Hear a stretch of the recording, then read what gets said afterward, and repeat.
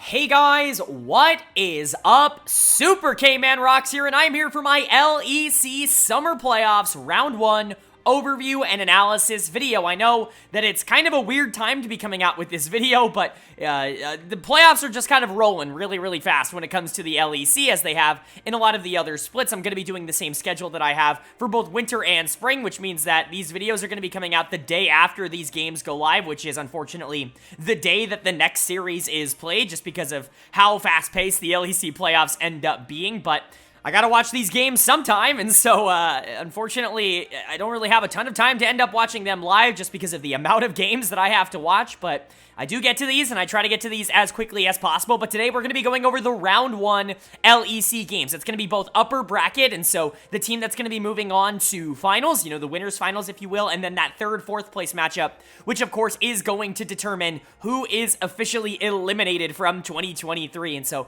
a lot of really exciting games to cover in today's video, but let me know what you guys thought of the games in the comments section below. Did you guys enjoy them? Did you not? Did you have any upsets? Were you expecting anything else? Would love to know who's kind of impressing you and who's not at the current moment in the LEC, with us getting closer and closer to that season finale, to that Worlds qualification system. It's always interesting to hear where you guys' thoughts are when it comes to a lot of these teams. But without further ado, let's jump right into it. If you are new here, what we do is we're going to go game by game in each of the two series, talking about the advantages and the disadvantages that each team was able to generate. I'm going to give a player of the game and a dud of the game for each individual game, and at the end of each series, I will be giving a player of the series to kind of encapsulate everything going on. At the end of this episode, I'm going to kind of talk about the bracket and just like how things have shaken up and, you know, what it means for the league as a whole, especially with Worlds qualification right around the corner for the LEC. That's what teams, I think, are really kind of looking forward to when it comes to the summer playoffs, considering there really isn't a lot that you auto-qualify for by doing well in summer. And so, without further ado, let's jump right into our first series. And our first series actually took place last weekend,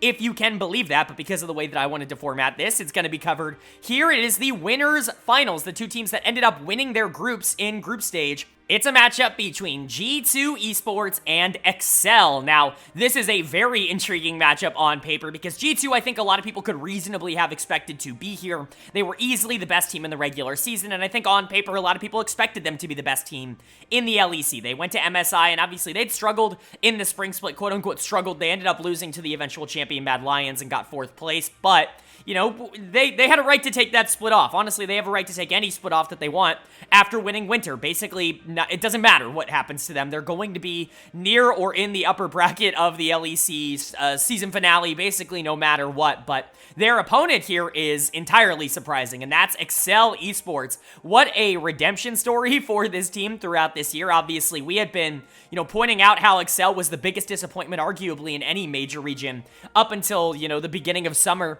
this year, where they had gotten 10th and 10th. I had them at number 1 in my preseason power rankings going into winter. That's how much I believed in the players that were on this roster, but everything that could have gone wrong went wrong. We saw players not only not do well on this team, but leave and do well on other teams, specifically VTO in the mid lane, getting back into form onto Heretics, which we'll talk about in a bit. But Excel just felt like a black hole in terms of talent, except for this summer split, where they've looked like one of the top 2 teams in the LEC, at least in recent weeks, which is insane to say the least. Certainly not something I think a lot of us expected, but I think Peach coming in the jungle has been a major turning point for them. Abadage, I think, has offered some stability, even if he hasn't been perfect. And Otawamne has gotten back into form as one of the best top laners in the league. Patrick's crazy consistent. Limit's an okay enough player to be able to win with. Like, Excel is a good team, and they've proven it. And especially with the LEC struggling as much as they are right now for consistency, so many teams really struggling in that respect. Excel has certainly captured, like, a little niche that I just don't think a lot of other teams have been able to compete with. But they have not qualified for season finale. They've guaranteed themselves top 3 in summer, but because they've been so bad over the beginning part of the split, they don't have enough championship points to auto-qualify. They have to get top 2 in order to qualify for the season finale, or else Koi will take that final spot. And so this is a big series for them. If they win this, they're in that season finale, and they have the opportunity to qualify for Worlds. If they don't, they move down into the loser's bracket, and they still have to win another series. For G2, though, they're basically locked in for anything that they want at this point. Winning really doesn't do anything other than increase their confidence and their pride, but you know G2's just not going to take a split off for no reason. They're going to go out there and try to win. So this is going to be a very interesting and fun series. But without further ado, let's jump into game number 1. Of course, we go game by game, so we start with the first one. And the winner of game number 1 was G2 Esports, they are able to take the first game of this series. They're able to go up 1-0, and this looks like a blowout on paper, and I would certainly agree that after like 7, 8, 10-ish minutes into the game, it was a blowout, but there were definitely some opportunities for Excel that just didn't end up working out, that ended up snowballing the game to the point where they just couldn't come back, and that's incredibly unfortunate, but I definitely saw a world in which Excel made this game a lot closer if some things ended up going their way in the early game. But congratulations and credit to G2. It felt like they played fantastic. A couple of their players in particular you really have to highlight. Player of the game for me is going to go to Hans-sama in the bot lane. This was actually kind of a tough choice. I feel like Hans actually made some mistakes in the early game, was a little bit too aggressive with some of his trades, but his mechanics were just able to kind of carry him through a lot of those situations, and he got so ridiculously fed on this Kai'Sa. Of course, Kai'Sa's a really strong pick in the meta right now, but she does have a weakness, and that is the early game. You're going to be able to exploit her lack of range and her really lack of damage in the early game by picking something that can potentially punish that, and Excel did here with the Kalista, so you're really looking for opportunities in the early game to try and beat up on the Kai'Sa, to try and stop her from snowballing the game out of control. And honestly, I like Excel's comp for that. They have a lot of point-and-click lockdown CC and a lot of ways to stop the Kai'Sa if she does dive onto the backline. The problem was that the early trades just didn't go in Excel's favor. Hans-sama got super strong in the early game thanks to not only some really good pathing by Yike, I want to give him a lot of credit, which we will in a bit, but also some very lucky 2v2 trades that I think, we'll talk about. But Hans, I still think, played it really, really well. So credit to him.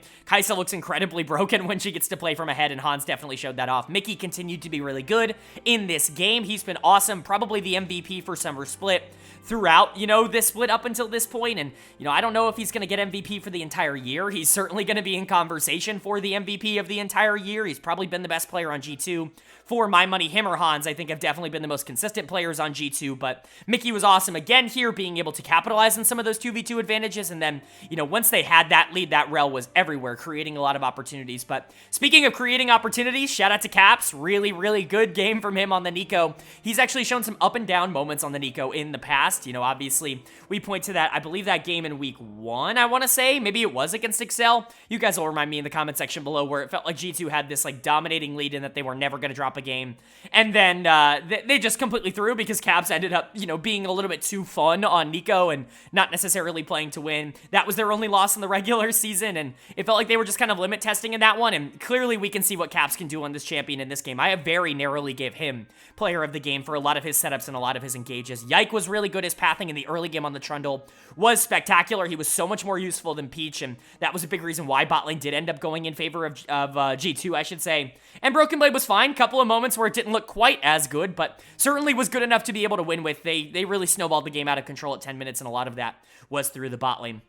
And then for Excel on the other side, like I talked about, a couple of things going differently. This game, I think, goes quite differently. I'm not going to say that you would have easily won it or anything, but it certainly wouldn't have snowballed out of control in the same way. Patrick is going to get my dead of the game, but I do kind of feel bad for him. There was a 2v2, a raw 2v2 in the bot lane that ended up going in favor of G2, and even if you play that fight out almost in the exact same way, I feel like 7 or 8 times out of 10, Excel wins that 2v2, Kalista ends up getting gold, the Kai'Sa ends up not being nearly as strong going into the mid game, and all of a sudden this game is a lot closer, but unfortunately, it was probably the most unlucky fight that I've seen happen in the bot lane, which sucks for Patrick and Limit, but it basically neutralized everything that Excel wanted to do over the course of the early game. Their entire game plan was to try to get this Kalista rolling and try to get the Kai'Sa behind, and it just didn't end up working. Limit also, obviously, on the Alistar, once you get behind, it's just not going to be nearly as useful. You need that Alistar for peel, but you also kind of need him for engage on this team, and so it ended up just not being as good for them. You end up flexing the Jason to the top lane so you can take R5 Azir into Nico, which I do kind of like. I like the idea of it at the very least, but you never really got to the part of the game where the Azir could actually match what Nico was doing, and specifically couldn't match what Kai'Sa was doing on the other side.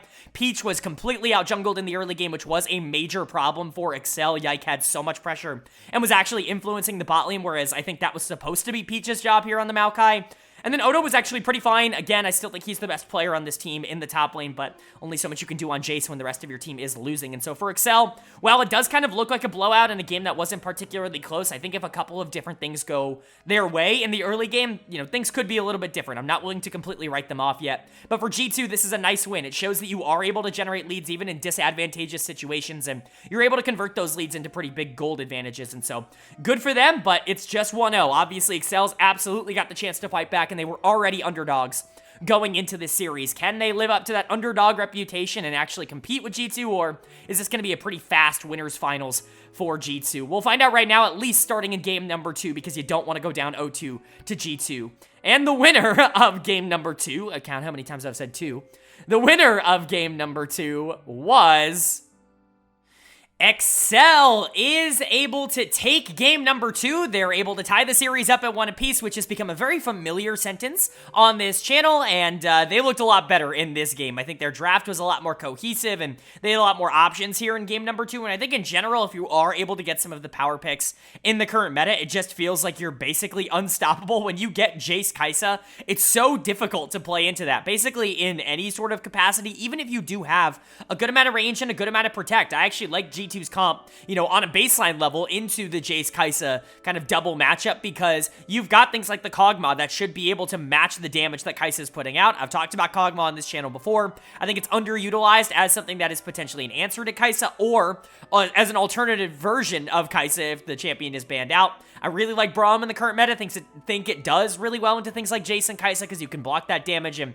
you went for a very aggressive mid lane here with the Lucian to kind of pair with that Rel to create some of that early advantage. The problem is that if the early game doesn't necessarily work out for you here, Excel's just going to take off, and they're never really going to look back because of just the pure strength of the champions that they were able to get on red side, kind of crazily enough, in this game. And so credit to Excel, thought they played really well. Abbedagge is a clear choice for player of the game here on the Jace. The amount of damage that this champion does, I've been saying for a while that I think Tristana is the strongest mid laner in the game, but I think over the past like week and a half, like playoff time, I've changed my mind about that quite a bit. I think Jace has definitely overtaken Tristana in my eyes as the most consistent mid laner in the game. Now, Tristana, I think, can snowball the game out of control if you're the better player a little bit faster. Like, if I definitely know that I can win the mid lane matchup, I think Tristana is a really, really good pick for trying to get the game out of control. But Jace is just so useful in so many different circumstances. His early game is one of the best in the entire game in any role, and his mid game is still ridiculously strong. He's great at skirmishing. He can pressure in lane. He loves moving around the map. He just kind of does everything well, and he's still going to hurt a lot in the late game. Those shock blasts are never going to fall off, if you will.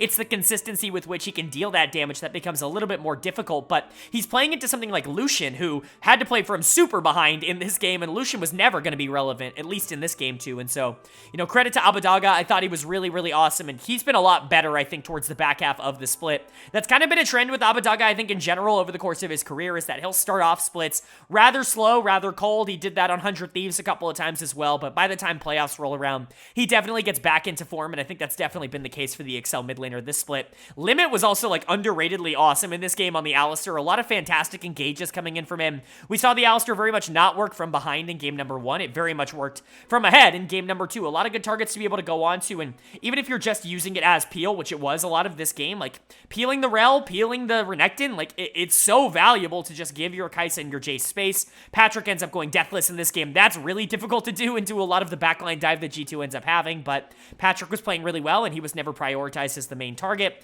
Peach, Odoamne, all playing really well. Excel was just awesome in this game. They really outplayed G2. There really isn't a lot of ways to say it. You know, I would argue that game 1 was definitely kind of a blowout, but, you know, Excel had opportunities. I think this game was honestly more decisive coming in from Excel, at least than what game 1 was. And then for G2 on the other side, just, you lost early, and that doomed your game, like, almost entirely. The Kog'Maw was never going to be given a chance to get online, even with the protection from things like the Braum, because of just the sheer amount of damage that Excel was able to generate after their good early game. And then once the Lucian lost, like, it was doomed for Caps. He was never going to be able to play this game. He's going to get done of the game for me. He was not good on the Lucian. And again, you can attribute it to the fact that going into Jace, like, you really need to generate that pressure early, and he didn't. But even so, like, the mid game was really, really bad from them, and that's where the game kind of got completely out of control for Excel, is that mid game where everything just started to break open. Peach was first to a lot of different plays. Abbedagge was basically unstoppable. Limit was everywhere. Like, it was just so much more difficult for G2 to make plays, and that's where you're supposed to get a lot of the advantages out of specifically the Rel Lucian comp in this game. So Caps not necessarily looking all that good, but it happens. Caps has bad games. Mickey actually finally loses on Braum. It feels like this has been an unbeatable pick for G2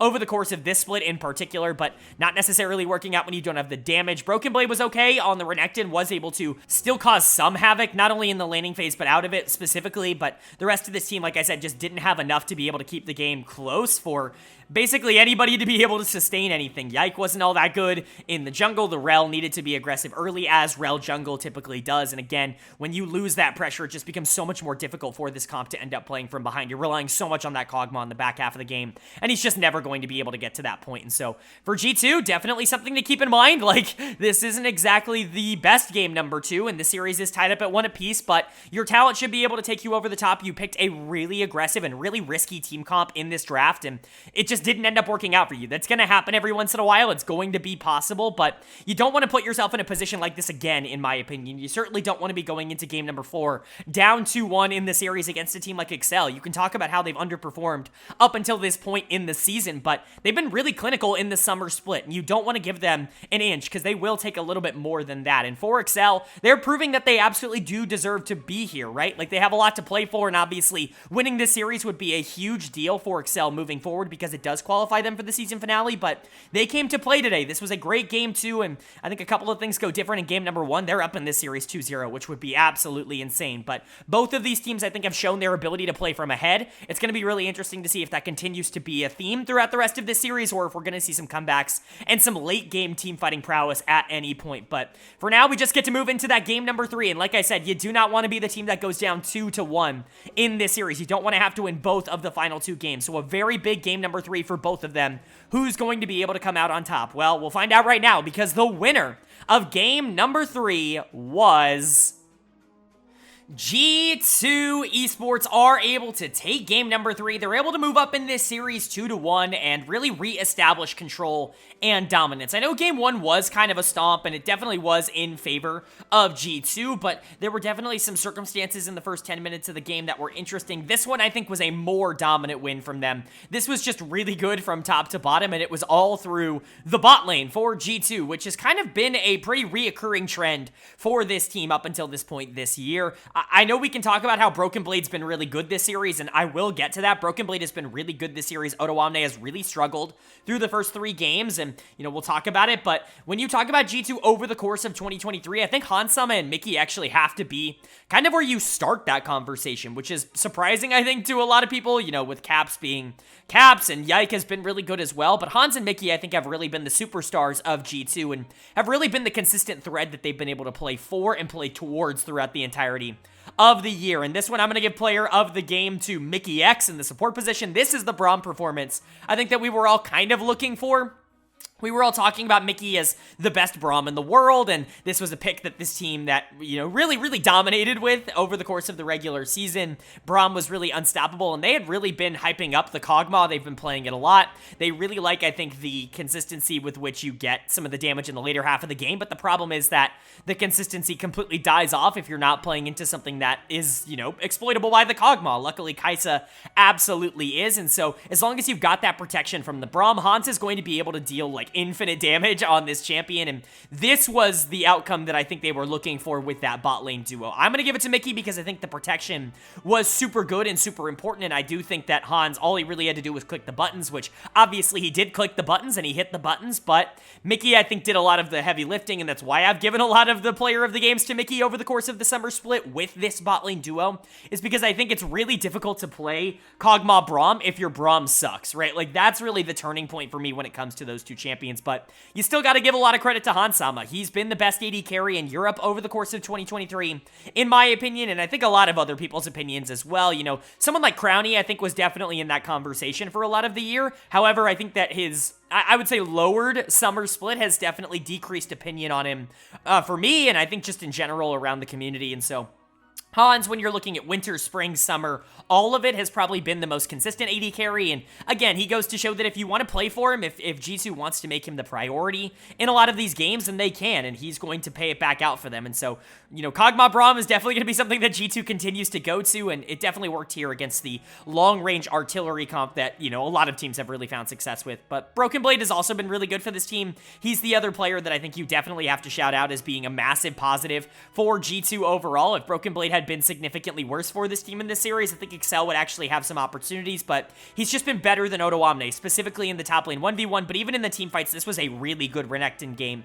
One to definitely point out. And then Yike and Caps were both good, but more so facilitators in this game. It was Broken Blade kind of dominating on the top side, and then Hans and Mickey really being the carries on the bot side for G2. But for Excel, kind of a frustrating loss here. I think you got everything you wanted in draft. Obviously, getting Jace Kaisa is always going to be a positive for basically anybody on this current patch and in this current meta. However, you do kind of have to hit your abilities, and you do have to be in a position where you can deal damage towards the back half of the game for you to be able to make the most out of those situations. And it just didn't seem like they were able to do that. Abadaga wasn't nearly as clinical on the Jace in game 3 as he was in game number 2, and while Patrick's scoreline looks good, he was doing such minuscule damage by the time we hit the back point in the game because he was so far behind the Kog'Maw. It really was very difficult for him to play. I'm not going to blame it on him. I'm not going to say it's his fault, but what I am going to say is that he wasn't really hurting at all on the Kaisa, and that's going to be a little bit of a problem if you're the AD carry. But dead of the game for me in this one, pretty easily going to go to Odoamne in the top lane on this Kennen.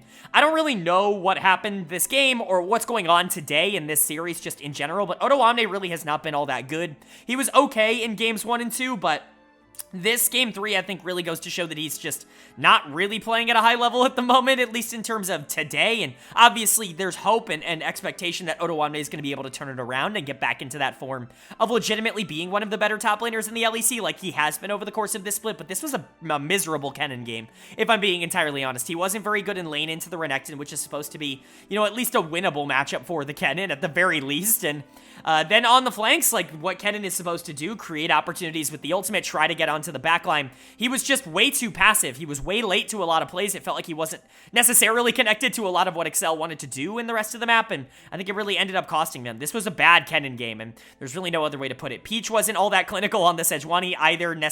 Wasn't necessarily a positive, I should say, for the team overall, but like I said, if Abadage was landing more shock blasts, if Patrick had a little bit more damage, if Limit was going in a little bit more, perhaps this game could have been better. But, you know, if game 1 they had some opportunities in the early game, game 3 really just was not Excel's game, and they're now down 2-1 in this series, which is certainly not the position I think you want to be in. You want to be in a spot where you can play up against G2 with some sort of confidence and advantage. You have to now win both games 4 and 5 against a very good G2 team, but it is possible. We've seen Excel be able to win games that they weren't supposed to over the course of this entire split up until this point, but G2 is one of those teams that I certainly would not want to have to beat twice in a row. But is Excel going to be able to do it, or are they going to fall in game number 4? At the very least, are they going to be able to keep the series alive in this one, or is G2 going to be moving on to the finals again here? Well, the winner of game number 4 was Excel Esports. Are able to take game number 4. They're able to even up this series at 2 apiece, and we are going to a Silver Scrapes game number 5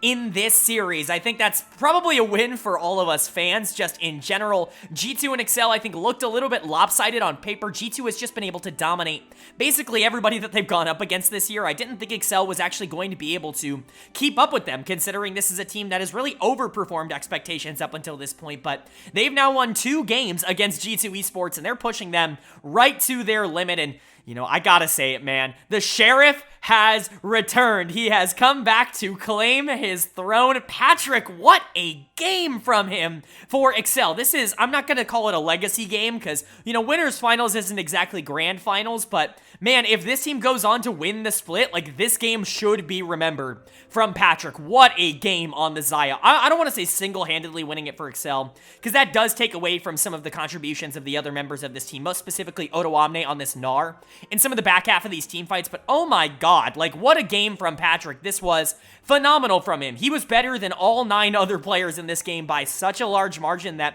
it never really felt like Excel was ever going to be in danger. His team fighting is unreal. His laning is unreal. This is the Patrick that we have been looking for. What a great game. Pretty clear choice for player of the game, by the way. I'm not going to try and, you know, build this up and try to make it interesting. This was a game that G2 actually had an opportunity to be able to stay in and to be able to win. Their comp is incredibly strong in this. You've got a lot of setup for the Kaisa to be able to just kind of dominate the late game team fights, but if the Xayah on the other side is just going to be the best player in the game, then that team is probably still going to win, unfortunately for G2, and that just was the case. What a performance. If Patrick is going to be able to perform like this team is genuinely unstoppable. This was a top 1 AD carry performance, and I know I'm super high on Patrick, Patrick, and I know I've been super high on Patrick throughout the course of his entire career. I think he's been underrated as a consistent positive for this Excel team that he's basically a franchise player for at this point. People underestimate just how long he has been on this organization, but he spent most of his career on Excel at this point, and they've never really been able to win anything, and so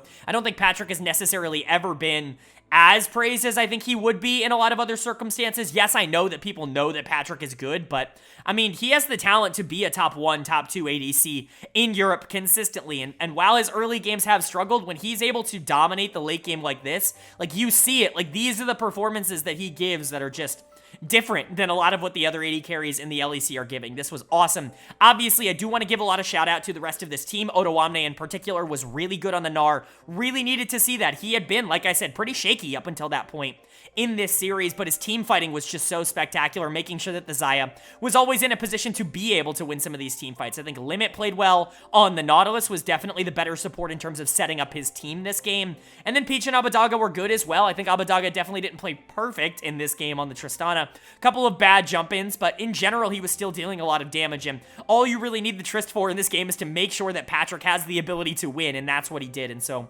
really good stuff from Excel overall.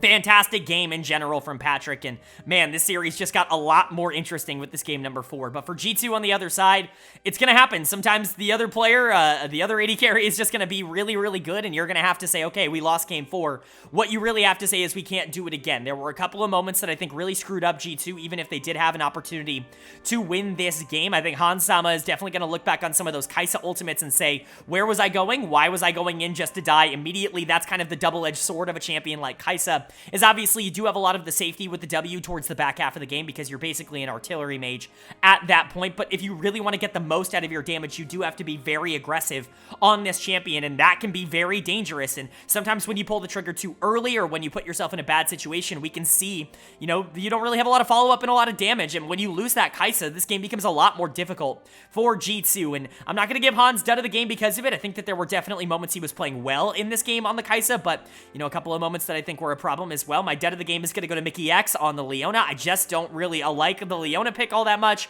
I've been very vocal about this over the course of not only like this year, but especially in like the LPL playoffs so far. It feels like teams are really starting to prioritize Leona over champions that I just wouldn't in the current meta. I know that the Rakan was banned out this game, but things like the Alistar were definitely still up, and I just like them a little bit more than what Leona offers. Obviously, the CC from Leona is great, but her tankiness is super overrated at the moment. She gets blown up in a lot of these fights, and I think we kind of saw that. But the rest of this team was all right. I thought Caps and Yike were actually pretty good, arguably the better jungle mid duo throughout a lot of this game. It just didn't really end up mattering in the end, and Broken Blade, while he did give over a lot of resources to Otoamne towards the back half of the game, I don't think necessarily lost in the early part of the game, where the Renekton does need to be a little bit of a positive, and so there definitely are still things to take away from this game for G2, but sometimes you just gotta shake your head and say, okay, they had the best player on the Rift, we gotta bounce back, and we gotta be ready for game number 5. This is a team and a group of players that is very used to playing high-pressure, high-tempo games, game number 5's in the playoffs, and G2's gonna have another one here. They've gotta be able to lock themselves in and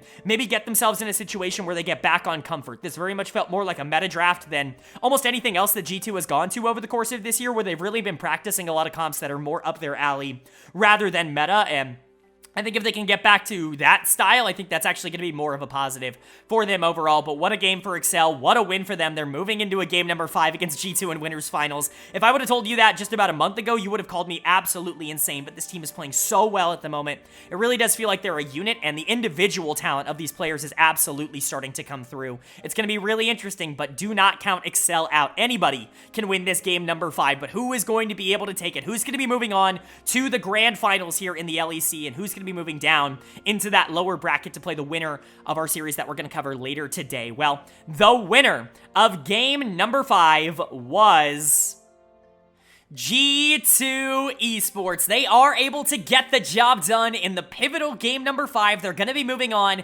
to the LEC finals, and Excel is officially not going to qualify themselves at the moment for the season finale. Now, obviously, their season is not over. They're going to be moving down into lower bracket, but Man, it was just so close. They were one game away from guaranteeing themselves at least an opportunity to go to the World Championships, but not so fast. G2 is just too much of a hurdle to overcome for some teams, and they continue to look fantastic. I talked about wanting to see them get back into their style, into their form in this game, and you know what? That's exactly what they did. They go back to another Kog'Maw comp. This is something they've been playing so much of, not only over the course of this series, but just over the course of the summer split. It's clearly something that they either really believe in or want to see if they can perform at a high level on before they move into the games that really do matter in the season finale, and I think that they've proven that this does work if you are able to get some things around it that can make it work. Obviously, the Braum has been a major factor for G2 over the course of this year, but this time, they go for the Milio, and man,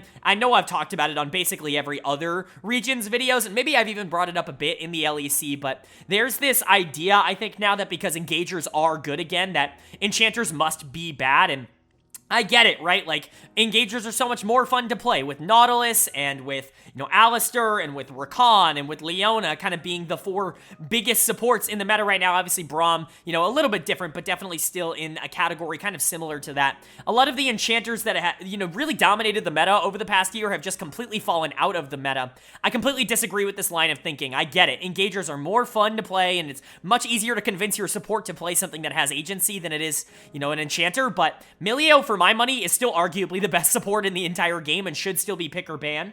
And I think games like this are just such a great example of why I believe that. If you get an AD carry that is really strong, which is kind of the meta right now, hyper carry ADs in the bot lane, things like the Kai'Sa obviously, but even things like the Xayah or the Kog'Maw would really appreciate support like this. If you get something like that in the bot lane, why wouldn't you want something that is specifically there, not only to set up every play that they want to make, but also to keep them safe, to cleanse all crowd control, to let them play the game. If you really trust your AD, if you truly believe your AD is the best player in the game, then let them be the best player in the game with something like Milio, and it absolutely worked out in this one. Basically, Milio is just a better version of Lulu right now, and I see that as such a major positive for comps like this, and Hans was definitely the best player in this game. He's going to get player of the game. He's also going to get player of the series for me in this one. I think you could give this to Mickey X, who was really good over the course of this series as well, but for me, Hans was definitely the standout player and the one that I think was definitely the most notably positive across this entire series. The Kog'Maw was obviously great, but even the Kai'Sa game that he played was really, really good, and so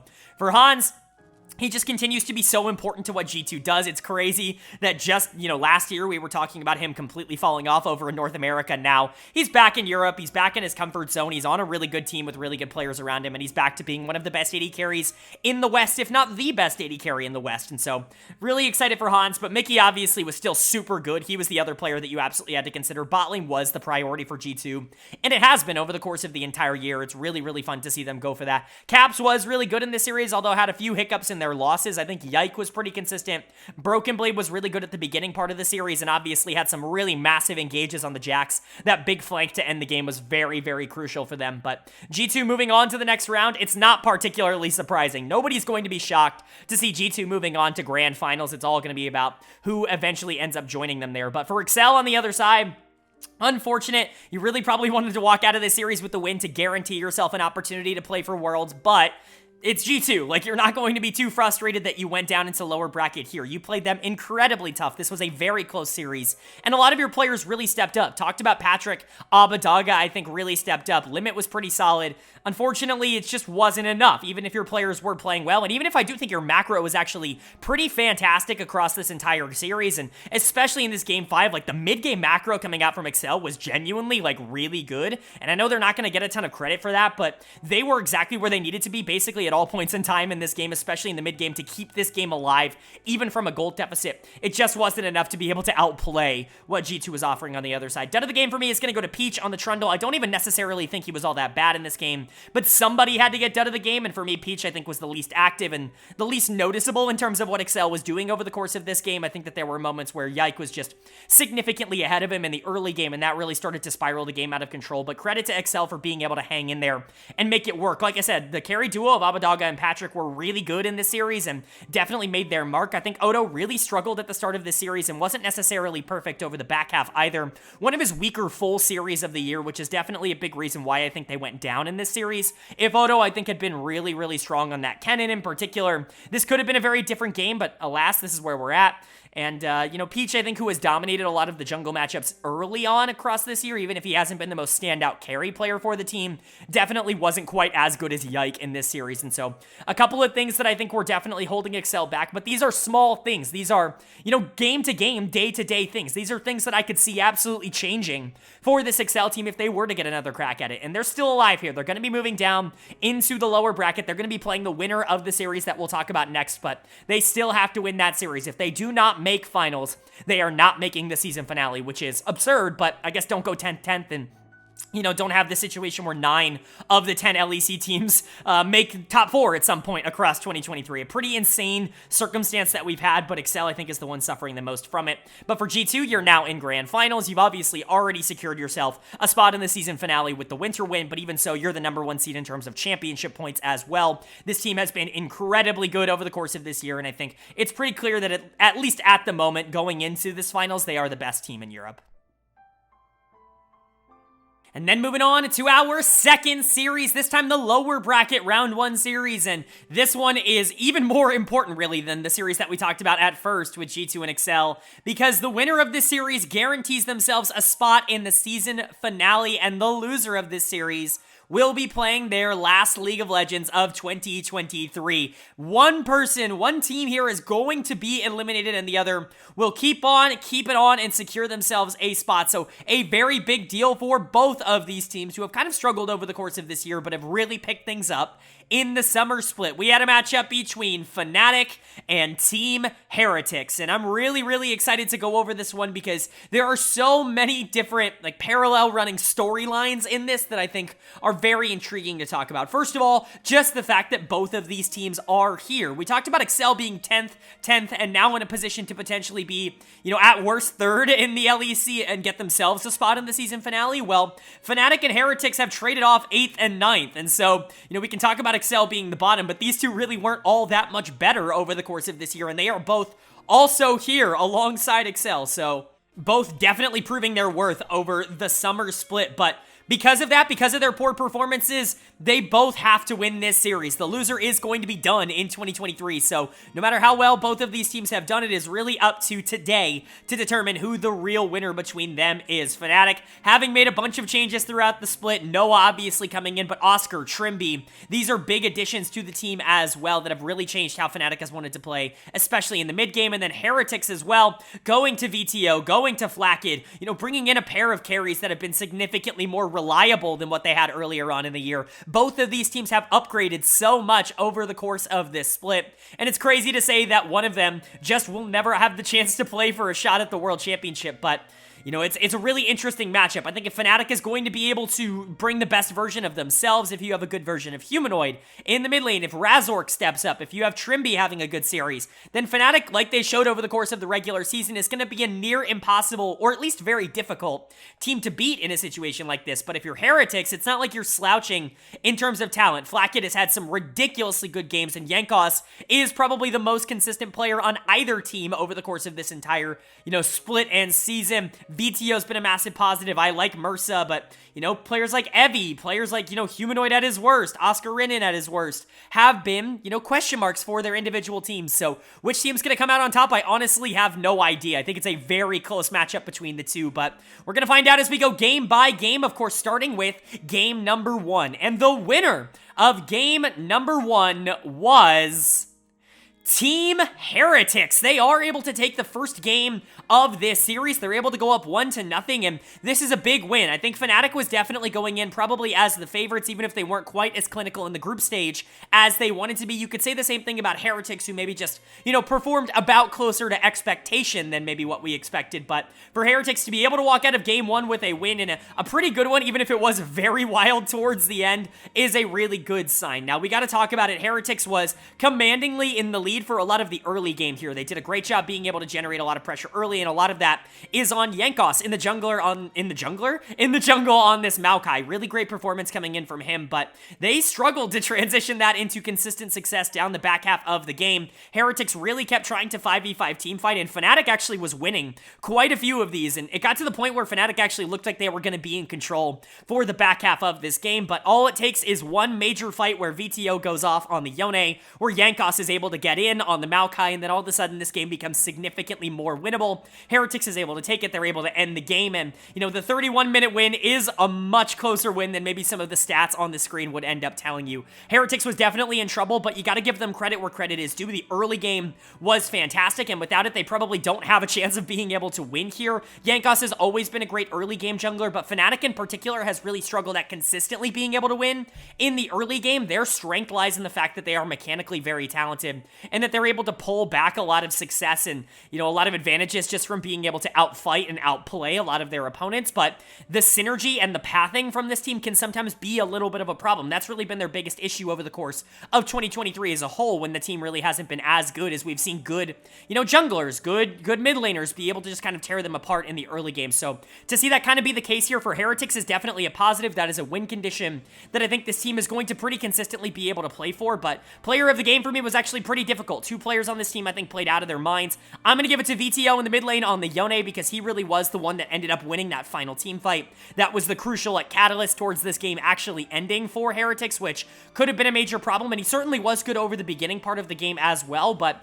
Jankos definitely at least has to be in consideration for this award. This was a jungle mid diff, in my opinion, not because Fnatics were bad. Well, we'll get to Razork, but Humanoid certainly wasn't bad in this game, but rather Jankos and VTO were really, really good in the mid jungle. These are the two players that I would consider to be the core of what Heretics wants to do.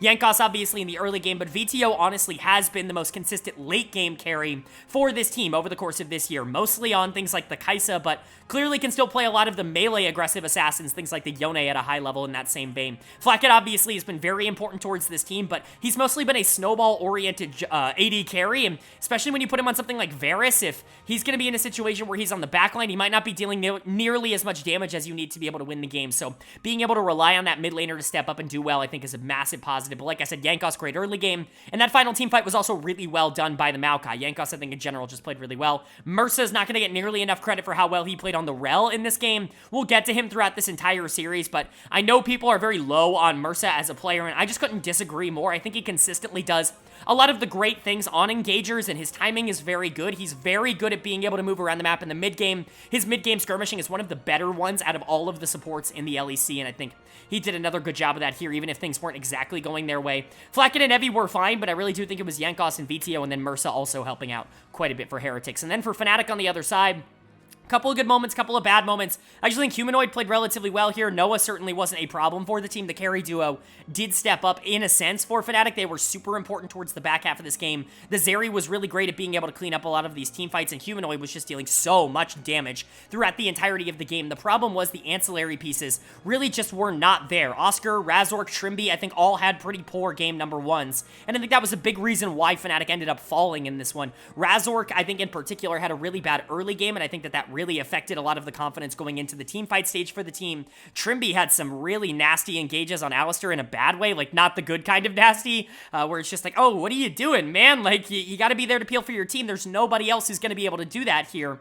But my dud of the game is going to go to Oscar Rinnan on the top side. Just a couple of int moments on the Cassante. You've got to be able to step up on that champion in a lot of the late game team fights, or else you're just not going to be doing your job nearly as effectively. And it just didn't feel like he was able to do that a lot in this game, and that's definitely unfortunate. I do think Humanoid and Noah, like I said, played well, but the rest of the pieces not necessarily showing up for Fnatic in game number one, even though they were pretty close to being able to take this game anyways. And so Fnatic definitely showing that there is a possibility for them to be able to win, even if they're not playing at their best. Heretics being a little sloppy in the early late game, I should say, kind of letting Fnatic get back into this game. But at the end of the day, Heretics had a big enough lead to be able to end it. All they really needed was the one fight. Are they going to get that same kind of lead, and are they going to be able to close it out again here to get a 2-0 series lead?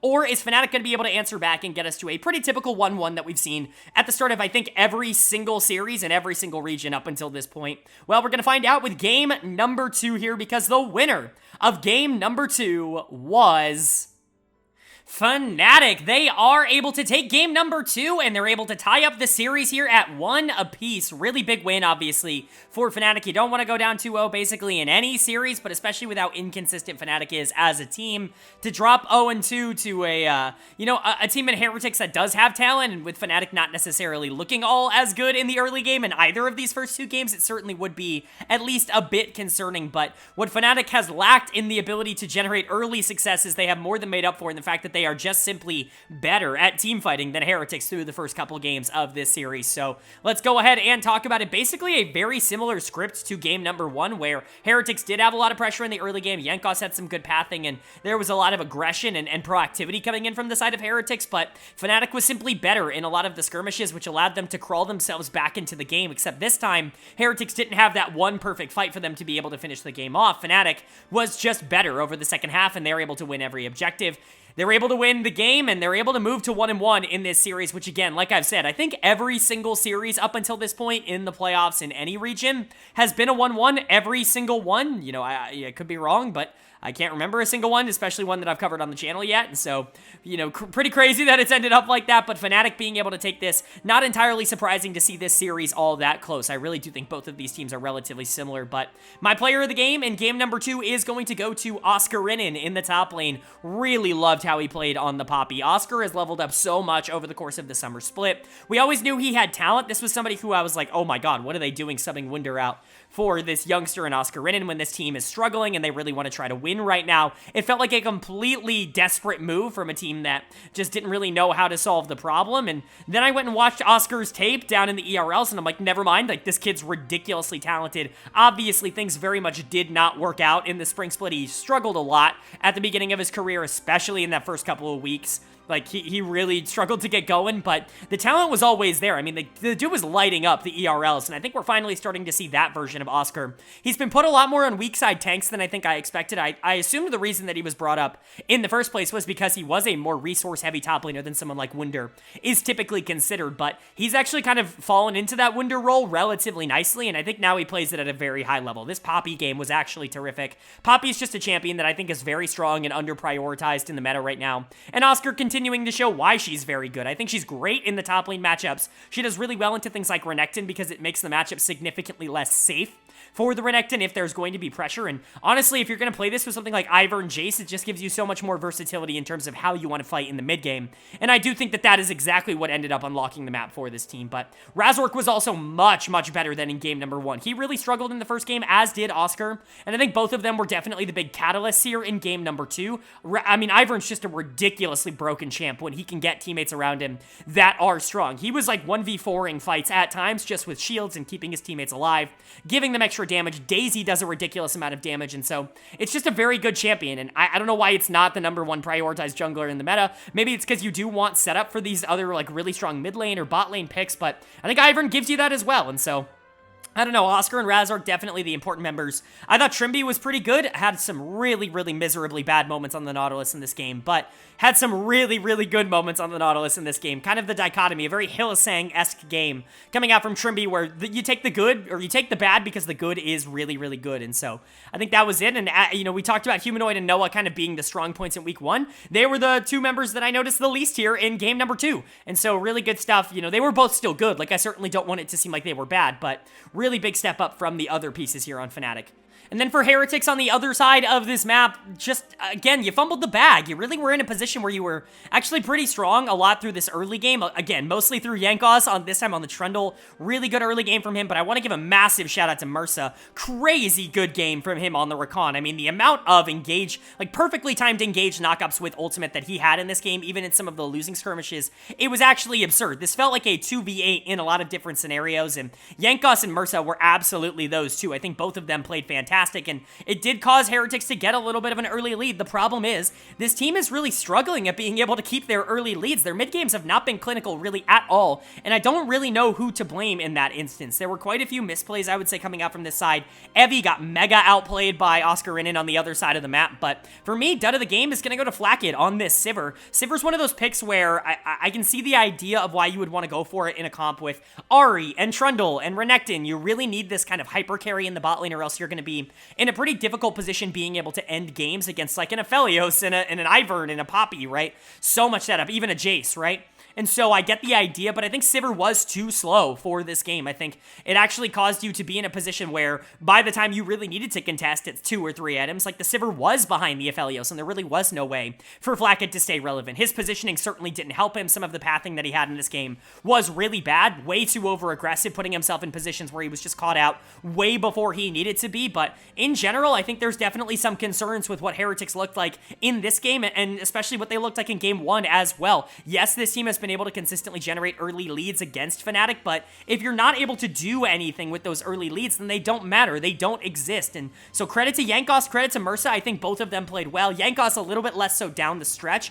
I think Jankos had a great early game. That was the positive of the game for Heretics. And then Mersa was just awesome in basically every fight, but nobody else in this team was stepping up. VTO was allergic to dealing damage. Evie and Flakked got completely outplayed in this game. There was just not a lot of positives to take away, and for Heretics, that's a concern. Moving into Game 3, yes, the series is tied up, but momentum's not necessarily on your side. Fnatic has shown twice now that you can generate an early lead, and it won't really matter. They're going to be able to get back into the game no matter what. That should give them a lot of confidence moving into the rest of the series. So for Heretics' sake, I think you really do have to come out with an assertive performance here in Game 3, and for Fnatic, you already know you can beat this team. Like, I feel like all the momentum and all the confidence is on your side of the map right now. You just got to be able to follow through on it. So is Fnatic going to be able to take that series lead with what they've shown through the first 2 games, or is Heretics going to actually be able to say, no, Game 1 was not a fluke, we were the better team, we've just needed to step up our consistency over the back half? Well, we're going to find out now in game number 3, because the winner of game number 3 was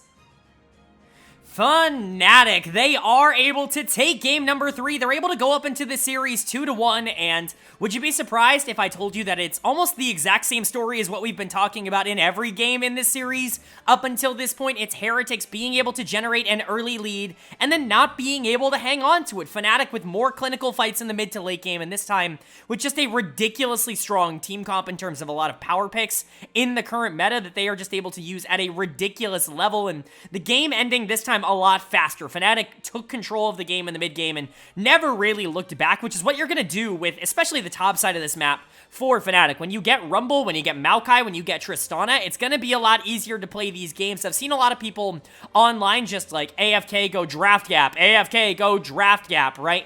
I don't think it's quite draft gap, because again, I do understand where Heretics is coming from with this comp in particular. I do think it has a lot of advantages in itself. I just think that Fnatic got a lot of the things that are strong in the meta, and they really put them to really good use. I've talked about the strength of Tristana and Maokai as a duo in the past. I've talked about how I think Rumble is the strongest top laner in the meta right now, and I think a lot of these things ended up becoming true in this game. So let's talk about it for Fnatic's side. Player of the game is actually kind of a difficult call, because I do think that there were quite a few players that played really well. Very similar to Game 2, though. It was between 2 players on the top side, Oscar and Razork, but I'm going to end up giving it again to Oscar Rinnan on the top side. Man, he was really, really good on the Rumble in this game. Rumble obviously is incredibly strong, but we've seen this pick not be as effective in the hands of people that might not be as comfortable using it, and Oscar, I think, did a really good job of being able to express a lot of that pressure throughout the rest of this game, obviously pairing up with Razork. Those two were basically a duo for a lot of the mid game, and that was the reason why Fnatic, I think, really kind of started to surge forward.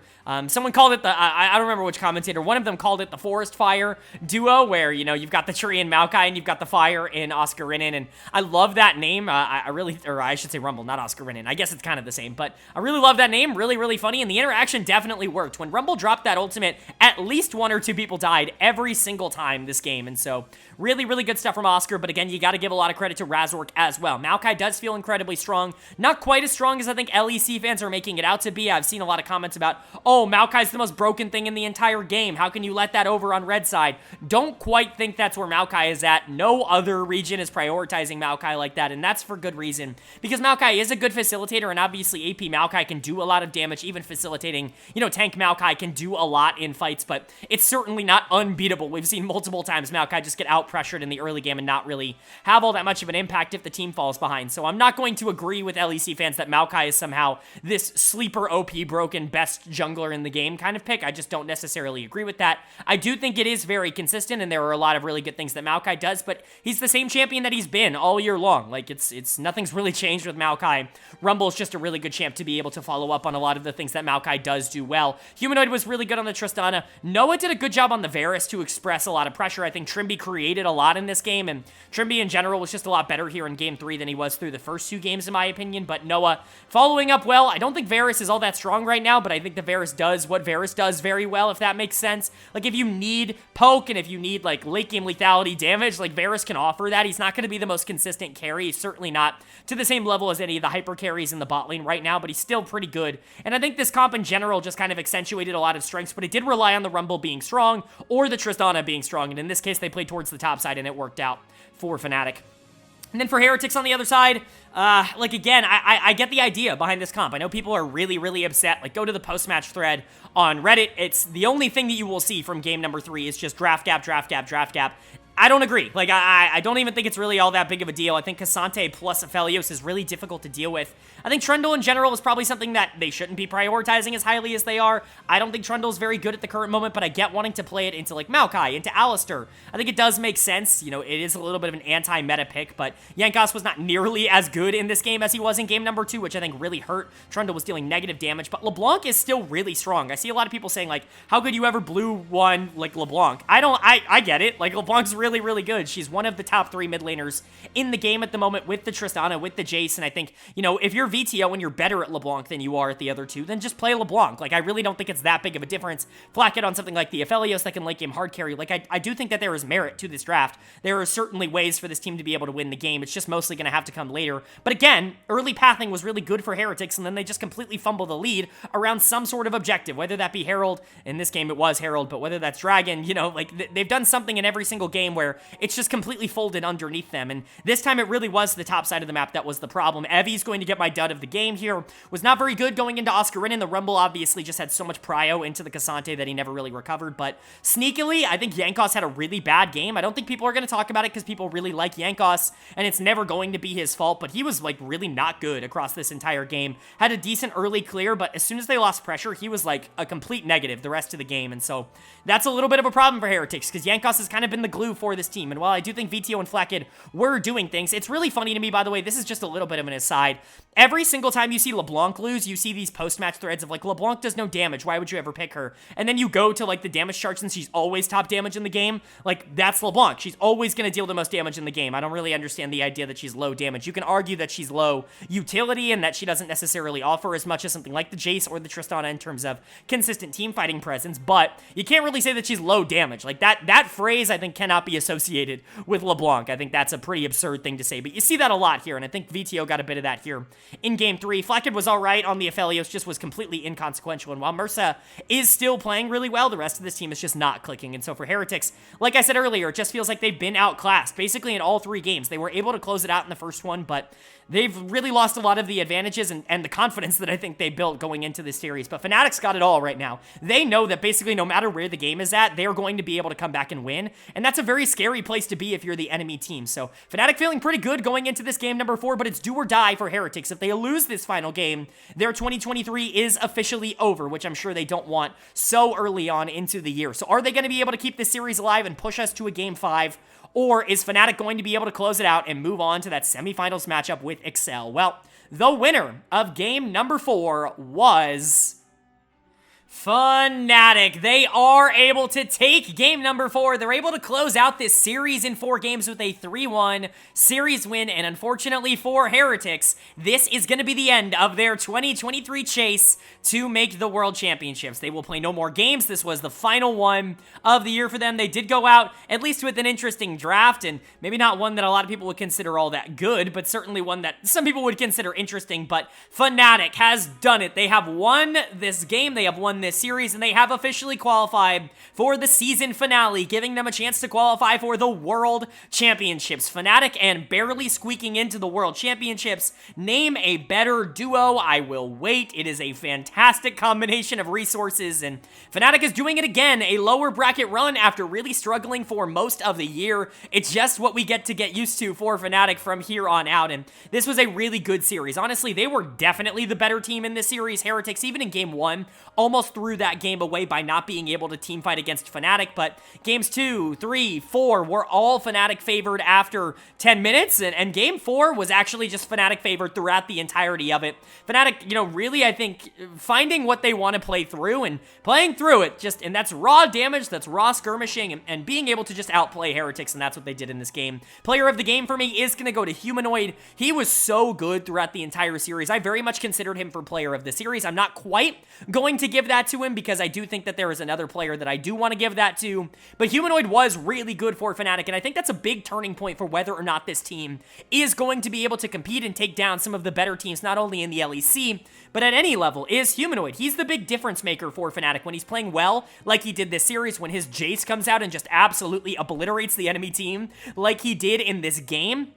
Fnatic's really difficult to beat, and they've shown that not only this year, but last year as well. When Humanoid really started to lock in the playoffs, they went on that big run that ended up getting them to Worlds, and then obviously at Worlds, Humanoid played really well and caused some interesting matchups, especially in play-ins, and so he's really the big difference maker, I think, for Fnatic. I trust a lot of the rest of this team to be able to play off of a good Humanoid, but we've seen what happens when bad Humanoid shows up. Luckily for Fnatic, that did not happen in this series. Player of the series for me, though, is not quite going to go into the mid lane. I'm going to give it to Oscarinin in the top lane. I thought he was so good over the course of this series and isn't necessarily going to be praised, I think, as much as he should be. Crazy consistent series coming out from him. When he was asked to carry, he was able to carry. That Rumble game in particular in game 3 really stands out, but his game 2 was spectacular. On the Poppy, he carried in a much different way, and he was still really good on the Ornn here in game number 4. Just a good series overall from a player that has grown so much over the course of this year. I've basically not said a bad thing about him in the summer split, and that's because he really hasn't had bad moments in the summer split. He's just been very consistently good, and I'm really happy for him. Razork was great in this series. Razork and Humanoid both being good in the same series is always going to be a positive for Fnatic. Noah and Trimby definitely took a backseat. I think Trimby had some up and down moments throughout this series, a couple of bad plays, but Noah was rather consistent, just not necessarily the focal point for what Fnatic wanted to do, and I think that's a positive. If this team's going to consistently be able to play through its solo laners and have Noah, which, was a winning formula for them over the course of the regular season, I do think that that is a really hard avenue to end up beating. So for Fnatic, I think this team's really good, and I think they proved it again here. And then for Heretics on the other side, sucky way for your season to end, but you really were, not the better team here. And I hate to say, it sucks that you're not going to be making the season finale after finishing 4th in the summer split, the split where you get the most championship points, but it was just a crazy season in the LEC. 9 of the 10 teams in the LEC made top 4 in 1 of the 3 splits, which I just don't think they could have ever anticipated. That is an insane thing to have happen. Only Astralis, obviously, never made a top 4. Every other team made top 4 at some point throughout the year, which is crazy to say, but Heretics kind of being the ones that have to suffer because of that. They're, just a little bit too short on the championship points, and I hate to say it, but honestly, I'm kind of okay with Heretics not being in the season finale because they didn't really look all that good in the postseason. Their group performance was meh, and this series against Fnatic, they didn't really look like a very good team, and I think that just goes to show that, maybe this regular season was a little bit more wacky than usual. Dud of the game is going to go to Flacket, but I think in general, everybody just kind of underperformed. Really, the only player that I think played consistently good throughout the whole series was Mursa in the support position, and in this game, he played Rakan. He picked Rakan into Poppy. What are you doing, man? I'm trying to hype you up. That's not what you should be doing. I don't know if that's a coach diff. I don't know if that's just an ego diff, but certainly a bad decision. Evie pulls out the Lilia top here in the pivotal game number 4 and doesn't end up picking up his 4th win on it. Yankos on the Viego wasn't nearly as clinical as I think people want to say he was. VTO was fine on the Ahri, but certainly wasn't matching the pressure of Humanoid. They honestly just got outplayed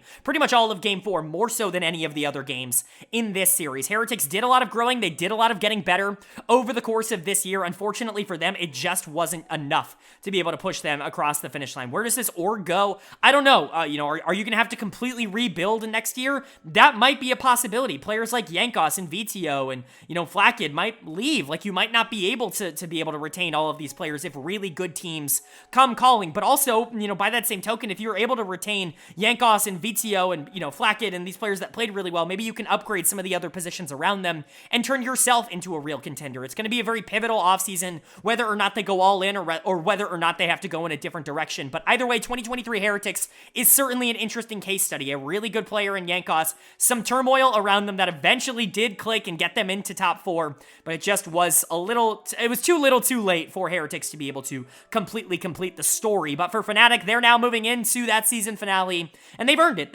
They have completed the story. They've completely turned around what was a disastrous 2023 where they were really struggling. Every change they made has felt like a positive upgrade in their direction, and I think you've got to give a lot of credit to ownership and to the org for that, for making those decisions, for being willing to pull the trigger on some of these players. Their journey is not done. They have the matchup against Excel, that happened today as this video is getting released, but it's going to be interesting. They certainly are a team that you have to watch out for, and they're only one series away from finals, from being a top 2 team, let alone a team that just makes the season finale. So a lot of positives to be said about Fnatic.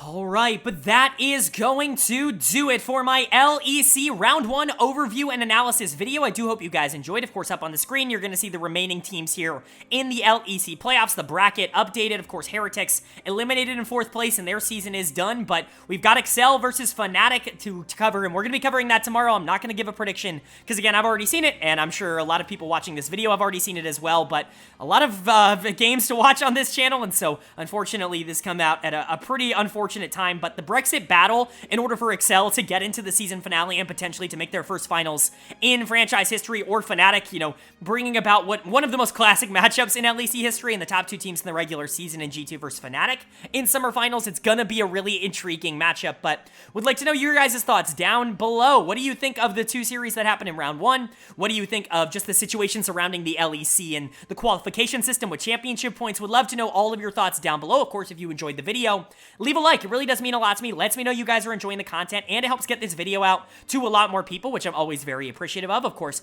if you're new here, hit the subscribe button. We don't only cover the LEC on this channel, we cover all 4 of the major regions as well as the NACL, and playoffs are kicking off in basically all of them. The LCK is a little bit behind, but everybody else is in playoff mode right now, so it's a great time to hit subs so you can be notified when those videos go live. If you want especially an overview of, what a lot of the teams that are going to Worlds are going to be looking like, heading into that tournament. It's a very interesting time to be a LoL Esports fan, and if you want coverage of everything going on, this is the place for it. I promise if you enjoyed this video, you're going to enjoy the rest of them as well. So hit subscribe and hit that bell so you can be notified when those videos go live. But of course, with all that being said, I hope you all are having a great day. I hope you continue to have a great day, and I will see you all later.